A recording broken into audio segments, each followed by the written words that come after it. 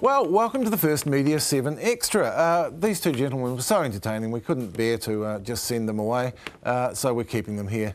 Iain and Muzzer. I'm not going to call you Murray anymore.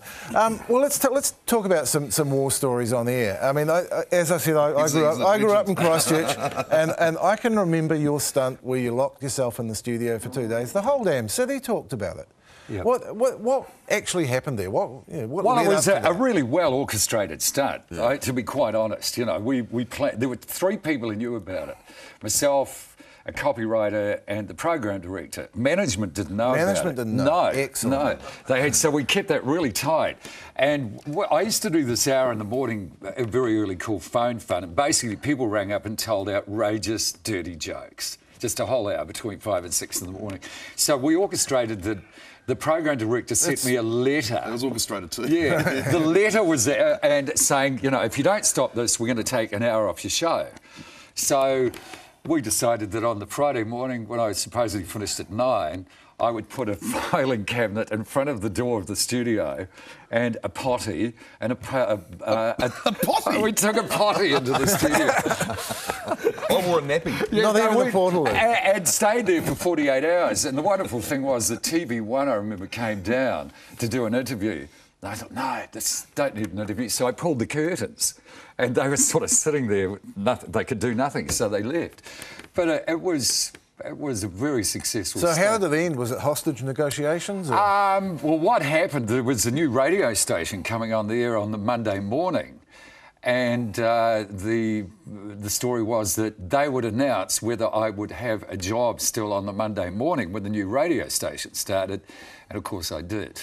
And everyone was waiting for that announcement Monday morning. No one was listening to the new radio station. Fascinating. So yeah, so isn't it great, that stuff? It's amazing that management weren't in on that. Yeah. Now you wore a nappy. Tell me about that. That's right now, actually. Yeah. No. No, I think we've. So what were you doing in the toilet? We've all had several things like that. But one thing I want to do is dispel the myth about the 7-second delay. You know, which we all believe is the case. Yeah, but I mean, I'll tell you what, I'm lucky to even last 7 seconds. But the thing about the delay is I've never actually come across one in New Zealand. I have never, ever used one.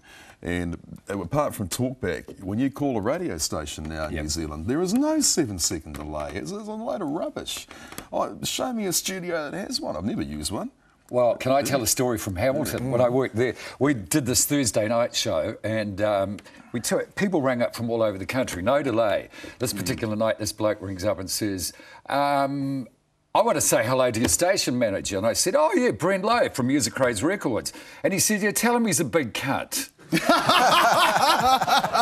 I just sat there. I sat there, and I still remember to this day. I sat there and said, oh, my God, and played the Seekers, the carnival is over.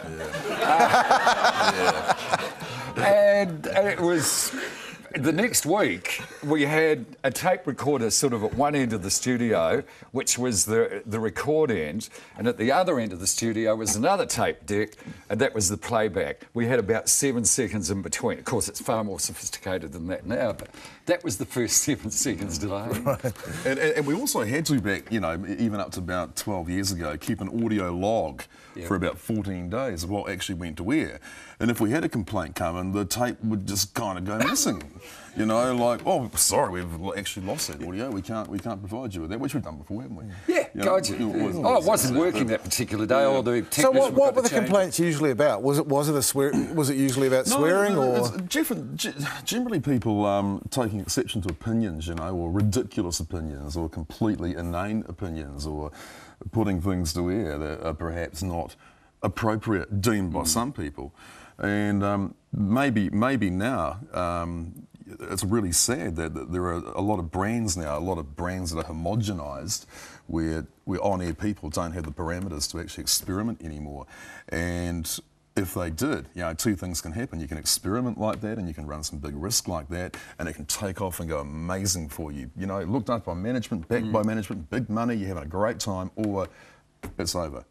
And it's a bit of a shame. You're probably not thinking that far ahead most of the time when you put your foot in it, though, are you? No, absolutely not. No, the planned spontaneity, we call it, don't we? Yeah. Controlled chaos. So, I mean, we had the C word there. I was. I've had that. Yeah, I mean, on our swearing show recently, we had Pam Corkery on, and as we all know in real life, Pam has been known to make the vicar blush. Yeah. But of course, she didn't swear on the air. I mean, did you cross that line? I think it becomes completely. I think people become completely desensitized. You know what I mean? Like, I think it's fair to say that if you're going to use a fuck, you've got to use it, and it's got to be a good fuck, and you got to use it in a good way at the right time. And you've got to be Merry fucking Christmas, you know what I mean? Where it's got to be a nice one, you know, like a wonderful fuck. But you can't do, if you did 4 or 5 fucks like I've just done now, people become, oh, I said fuck again, you know, you say it again now. You know, as Murray was saying, we've had it all on there before, you know, and you know, you never ever want a cunt to go to air. That's the worst thing that can happen in the world. But yeah, wank has become very acceptable. Completely, you know. Have a wank of a day. That's great. It's not wanker on line 5, you know. I mean, you know. So I mean, as long as you don't use it in an offensive way, you use it in a fun way, you know. If it sounds like it's planned, if it sounds like I've thought about this and I want to be really shocking and I'm going to say fuck or whatever here, then it's offensive. But if it just happens... live right now. Yeah. Well, no, we've done the swearing show, don't you worry. That happened to, of course, be the week that my mother told everyone in her retirement village to watch me on television. Oh, no. It was a little unfortunate, wasn't it? What's the point where it stops being fun? I mean... when you get fired. Right. So only at that point. There are never times when you feel like you don't want to come in and be the performing monkey? Or? Absolutely, yeah. I'd say that. You have days where... you occasionally have the odd day where... But you have a and you think, why did I do that?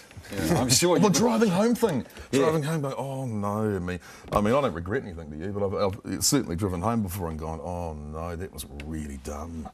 You know, it felt stupid. So you did voice track some of them. No, I never. Always live. But you never... I'm completely... you know, you never apologise, you know, unless you've really made a Vici or something. But you...